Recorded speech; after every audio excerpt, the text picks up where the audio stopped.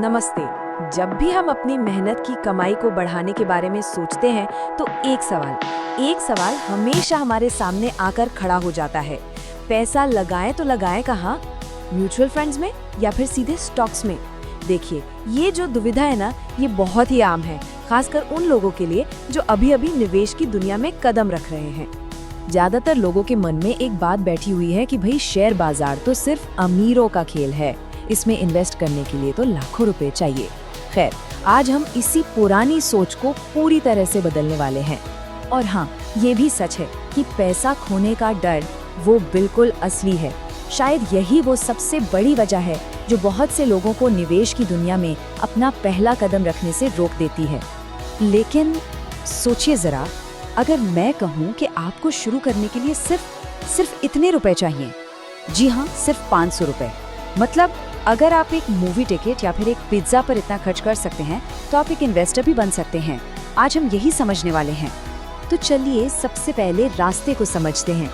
ये है direct stocks का रास्ता, यानी कि अपनी इन्वेस्टमेंट जर्नी की ड्राइविंग सीट पर आप खुद बैठे हैं। देखिए, डायरेक्ट स्टॉक्स में पैसा लगाना बिल्कुल अपनी कार चलानी जैसा है। कंट्रोल पूरी तरह से आपके हाथ में है।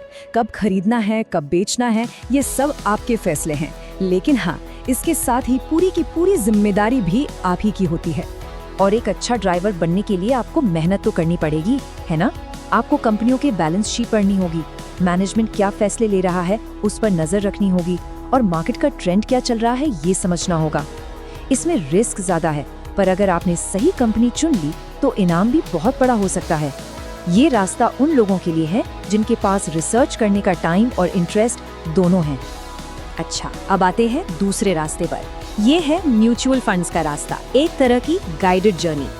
म्यूचुअल फंड को आप एक बस की सवारी की तरह समझ सकते हैं। आप जैसे कई सारे लोग अपना पैसा एक जगह इकट्ठा करते हैं और एक प्रोफेशनल, एक एक्सपीरियंस्ड ड्राइवर, जिसे हम फंड मैनेजर कहते हैं, वो उस बस को चलाता है। आपको तो बस आराम से बैठना है और अपनी मंजिल तक पहुंचना है। म्यूचुअल फंड का सबसे बड़ा फायदा होता है डाइवर्सिफिकेशन। मतलब आपका पैसा किसी एक कंपनी में नहीं, बल्कि कई अलग अलग कंपनियों और सेक्टर्स में लगाया जाता है। अब इससे होता क्या है, अगर कोई एक सेक्टर नीचे भी जाता है तो दूसरा सेक्टर आपके पोर्टफोलियो को संभाल लेता है। इससे आपका रिस्क काफी हद तक कम हो जाता है। ये एक तरह का सेफ्टी नेट है। और ये सारा काम कौन करता है? एक एक्सपर्ट फंड मैनेजर जो लगातार बाजार पर अपनी नजर बनाए रखता है। और इस पूरी सर्विस के बदले में वो एक बहुत छोटी सी फीस लेते हैं, जिसे एक्सपेंस रेशियो कहते हैं। तो चलिए एक सीधी तुलना करते हैं। एक तरफ है डायरेक्ट स्टॉक्स, मतलब ज्यादा रिस्क, ज्यादा मेहनत और हाँ, ज्यादा रिटर्न की संभावना भी। वहीं दूसरी तरफ है म्यूचुअल फंड्स। यहाँ रिस्क कम है, मेहनत भी कम लगती है और आपको मिलता है एक स्टेबल, बैलेंस्ड रिटर्न। एक है एडवेंचर से भरा पहाड़ चढ़ना, तो दूसरा है किसी शांत पार्क में टहलना। तो अब सवाल उठता है कि एक नए इन्वेस्टर को करना क्या चाहिए।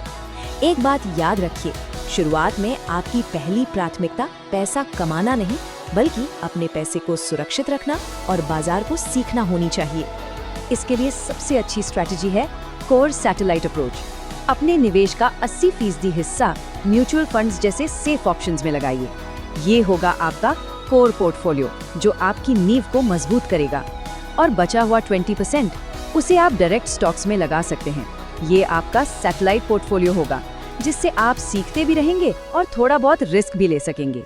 और हाँ, इन्वेस्ट करने का सबसे आसान और सबसे बेहतरीन तरीका है SIP, यानी कि सिस्टमैटिक इन्वेस्टमेंट प्लान। इसमें आप हर महीने एक फिक्स्ड अमाउंट इन्वेस्ट करते हैं, चाहे मार्केट ऊपर जाए या नीचे।